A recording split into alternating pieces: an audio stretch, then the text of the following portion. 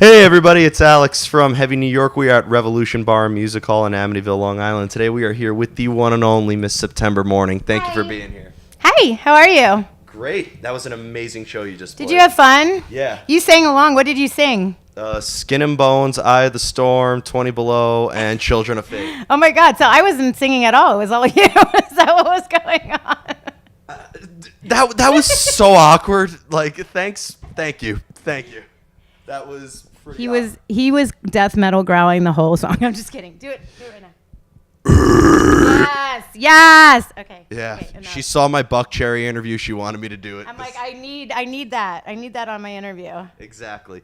But you just played an awesome show, and it's great to be able to talk to you. Rich was great to speak to as well. What I was curious for you, when you're playing live versus making music in the studio or something, you obviously have just as much emphasis on the live presence as you do in your music. How different of an experience is it playing live versus in the studio? I mean, the studio is very stripped down, and you're just focusing on the notes and the emotion and being present in the track. You know what I'm saying? Live is just kind of like, I mean, of course you're focusing on those things, the notes and emotion, but it's different. You have like you have the audience there. You're communicating on a physical level, which is, I think, so different than being in the studio because there's nobody there. It's very sterile almost. So you have to like bring that from within and like really bring that emotion within. It's harder to kind of communicate that in a sterile environment. So it's easier on stage for me actually to do that. You know, it's easier when there's people there to really, get that push. But the studio is a little bit harder for me because, it's very it's sterile. It's awkward in a vocal booth. It's a little weird. You're in there alone, you're just you and the mic. And so I usually dim the lights all the way down. So it's pitch black and I close my eyes and I just imagine a crowd there. Yeah. And I imagine myself on stage and I imagine like all of those emotions that I'm supposed to be going through. Like, where is this song taking me? Like, what part of my heart, what part of my brain is this song taking me to? And that's what I try to do with it. Definitely. I feel like there is a real great essence of mystery, especially even in the camera too. Because my hair, all you're doing is talking to my hair right now. Yeah. We need sunglasses on my hair, what we all said. That's actually pretty funny. We should just do that and have the mic. Yeah. But what I was curious also is I really am a fan of your lyrics. Like Skin and Bones is a very important lyrical concept for me when I first heard it. And what did it mean to you? Like when you hear, like what did you? I'm curious. I'm taking over your interview now. What does this song kind of like mean to you? Because I know, of course, when I wrote it, what I was thinking about. But I love hearing people like where their emotion was with the best quote I've ever heard is "You can't escape yourself," and I think that's what that song kind of pertains to. So that's interesting.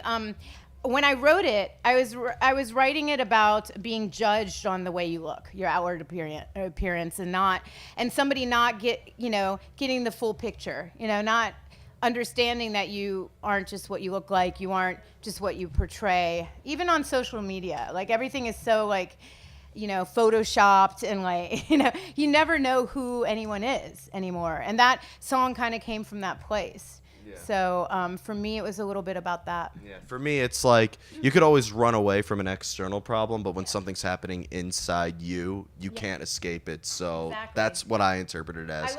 I love that. I mean, it's kind of like open to a lot of different interpretations. So I love hearing what people take from it because the lyric is so like in your face like that. Definitely. Do you need to hear music to come up with lyrics, or do you sometimes have a lyrical concept in mind and maybe that could determine the composition of the music? I mean, honestly, I usually come up with a lead line or a concept or something like that before we even write any notes. Like I come up with like a whole concept and what I want to write about. And that usually gives Rich Riven some sort of guidance of where he wants to take the music. It really helps him develop the color of the track. Mm-hmm. Which is very interesting. It's a very collaborative effort. Yeah, we love to collaborate. He's great. Yeah. Now, I know that, like, you have the story, you have your comic coming in mind, out April 3rd, as Rich said. But get it, buy it. You'll love it. Definitely. But what I was curious is, since you have a story in mind, are you trying to have the listener or the audience kind of see things from your point of view and you're trying to tell them your story, or do you like to leave things also open to interpretation? I mean, with the storyline, I wrote it a specific way with specific characters, with specific story arcs. You know, that's not really open to interpretation because it's, you know, the characters and everything like that. The music comes from a different place. The music is the emotional turmoil that September feels when she collects the soul. Now that means that, like, when she collects the soul, she basically, if she collected your soul, she would feel everything you've ever felt in your whole entire life. That's gonna suck. Yeah, in like 2 seconds. Like, it's a crazy, weird rush that she feels. But because of that, every song can communicate different emotions and different sort of storylines, you know, because they all come from the souls that she's collected. So if you like the music, you can just listen to the music. If you love the storyline, you can listen to the story, and you can read the story, the comics, and you can listen to the music. They both tie in. But everything is standalone as well. So it doesn't have to pertain to one thing or the other. Very interesting way of putting it. I feel like you have the best of both worlds. Yeah, like I created the character so that I could do that, because I didn't want to cage myself in writing wise. I wanted to be able to have freedom in my songwriting, and that's the only way I could figure out doing a transmedia project, whereas I could have freedom with it. Definitely. Did the imagery that September Mourning projects on stage come after, like, you know, you started writing your music and your lyrics, or was this always like a preconceived idea behind the band? September Mourning came as a transmedia project. Like, the characters were developed first, the storyline came first. Then when we were done developing that and had a story Bible, I was like, okay, now I want to make this musical component work. And I spent years kind of like formulating it, and I tried some things here and I tried some things there, and then in 2014 we really started launching everything.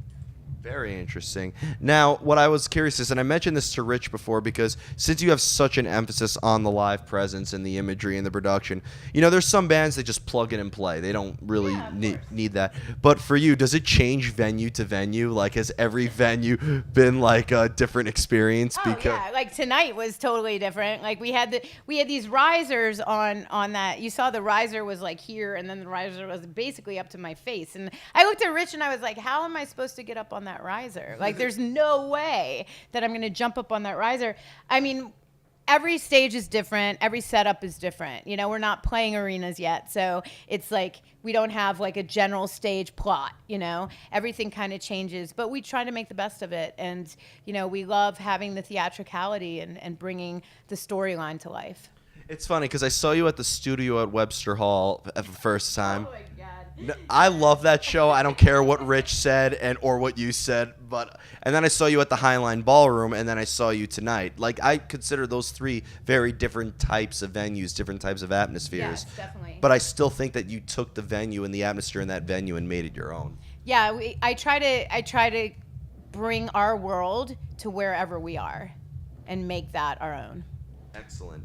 And the final question I'd like to ask you is, you know, you have Glass Animals and Empires out, the two newest singles. Is this a clear Those are really good. They are awesome. Don't miss out on those. Mwah. But is this a clear indication on what maybe the next September Mourning record is going to sound like, or is there anything else we could be expecting with the record? I mean, there's a lot to expect. There's a lot of different genres that kind of like, you know, there's this great article right now. I think it was on Loudwire. No, it was on Billboard.com, about Billie Eilish and how she doesn't really have a genre. She just kind of writes great songs. And I think that with the Spotify generation that we're in, like, bands are allowed to do that. You know, we don't have to stick in a format. Active rock has been very formulated for a very long time, and I think that we're starting to see freedom in the way we get to produce and write songs, and we're kind of taking that to the next level in this record, and hopefully we'll be able to, you know, push the envelope just a little bit here and there and give people different flavors of September Mourning. Awesome. Yeah. Well, it's so great to see you as Thank always. you. Good to see my hair too. Right? Yep. Exactly. Hey, it's mysterious. It's mysterious. Fabulous. And we got to give a huge shout out to our mutual friend, Chris. Oh, yeah. So, hi, Chris Lord-Alge. Thank you so much for everything you do with us and everything you do to support us. And we love you. And your speakers are amazing. And if you don't know about them, what are they? The CLA 10s, the sound of hits. There you go. You need to pick those speakers up, and all of your songs will sound much better. That is the best slogan ever. I'm gonna send that to Avatone Pro. Tell your dad about that one. That's how you sell that speaker. Exactly. You two will have a hit record. Maybe we'll see. If you want to produce some grindcore, black metal, or death metal, hit me up. Yeah, there we go. There we go. But everybody, we are here with September Mourning. Glass Animals, Empires. Pick those singles up if you haven't already. New comic coming out April 3rd, and we'll see you next time on Heavy New York. Bye.